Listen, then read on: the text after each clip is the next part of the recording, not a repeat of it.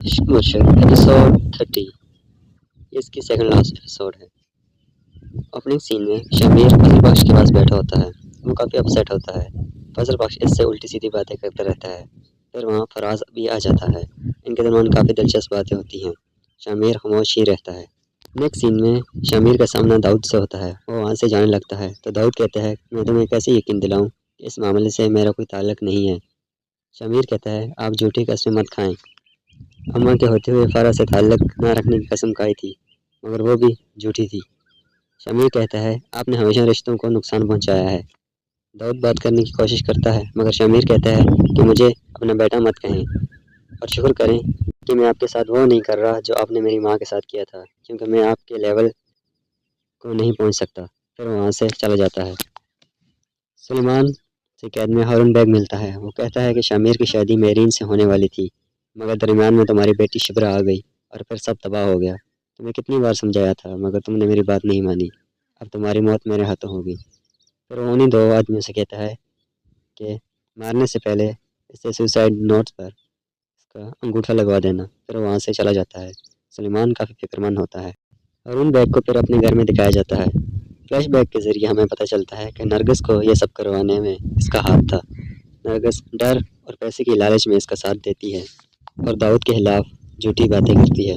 Next scene में दाऊद शमीर को समझाता है कि कोई तुम्हें उकसा रहा है, इसकी बात में मत आओ, इस सब से मेरा कोई ताल्लुक नहीं है। मगर शमीर नहीं मानता। वो कहता है कि आपके लिए ये बेहतर है कि आप मुझसे ही दूर रहें। सुलेमान साहब की डेथ हो जाती है। इनकी बॉडी इनके घर में लाई जाती है। शिबरा और सफ़िया बहुत दुखी होती हैं। वहाँ शामिर और फराज भी आ जाते हैं। नेक्स्ट सीन में दाऊद गुस्से में कॉल पर हारून से कहता है कि तुमने सलमान को क्यों मारा। तो वो कहता है कि इसकी वजह से मेरीन की ज़िंदगी खराब हो गई, मेरी बेटी को तकलीफ़ पहुंची। दाऊद कहता है कि तुमने ये अच्छा नहीं किया। हारून कहता है कि तुम अपने बेटे को संभालो, वरना मैं खुद सब मामलात को देख लूँगा, जैसे कि मैं हमेशा ही तुम्हारे मामलात और करतूतों को संभालता आया हूँ। तुम्हारी सारी प्रॉब्लम को हल करता हूँ। यहाँ तक कि ज़ुबैदा को भी मैंने संभाला था और फ़रा के ज़रिए इसे दवा में जहर का इंजेक्शन लगाया था ताकि पार्टी मामलात तुम्हारे पास रहें। यह सब सुनकर दाऊद कॉल बंद कर देता है। वो बहुत अपसेट हो जाता है। हारून फिर फ़रा से कॉल पर बात करता है। फ़रा कहती है कि दाऊद के साथ ऐसा मत करो, मगर वो नहीं मानता और कहता है अगर तुम्हें अपनी जान अजीज़ है तो इस मामले से दूर रहो। फिर वो कॉल बंद कर देता है। फ़रा और हारून की ये बातचीत दाऊद भी सुन लेता है।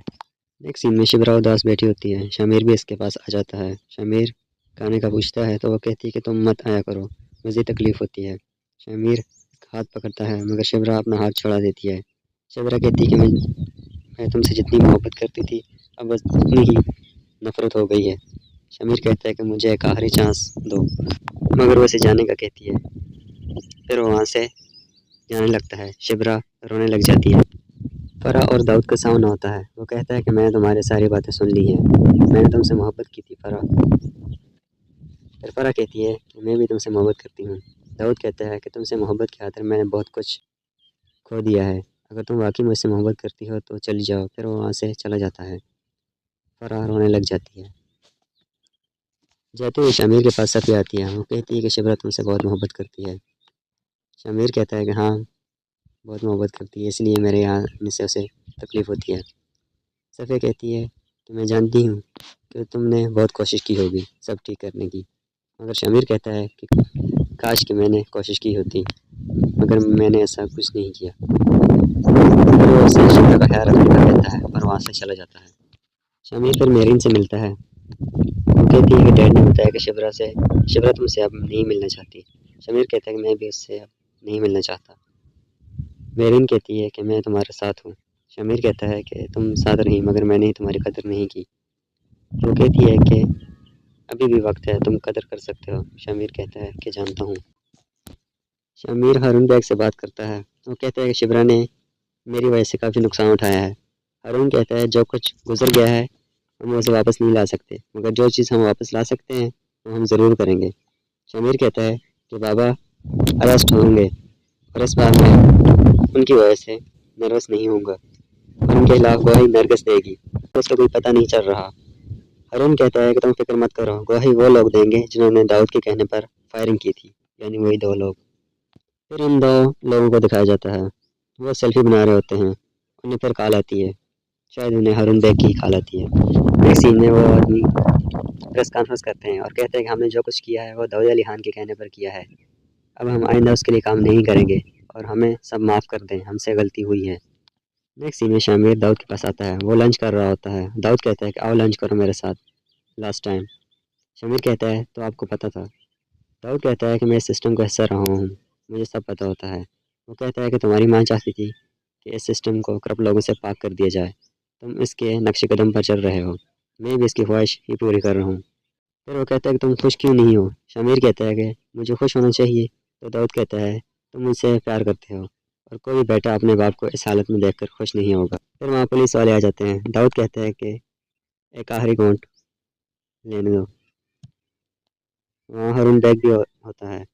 वो पुलिस अफसर से कहता है कि दाऊद का ख्याल कीजिएगा। शामिर काफ़ी अपसेट होता है। दाऊद हारून से कहता है कि तुम अपना ख्याल रखना, ये अपनी माँ पर गया है और इसे करप्ट लोगों से नफरत है। फिर वहाँ से चले जाते हैं। शामिर की आंखों में आंसू होते हैं। लास्ट सीन में सफिया शिबरा को समझाती है कि शामिर का कोई कसूर नहीं है। वो तो सुलेमान को इंसाफ दिलाने की कोशिश कर रहा है और उससे काफ़ी अटैच भी था। तुम कब तक इससे बात नहीं करोगी? अब तो सुलेमान भी नहीं है जो तुम लोगों की सुलह करा सके।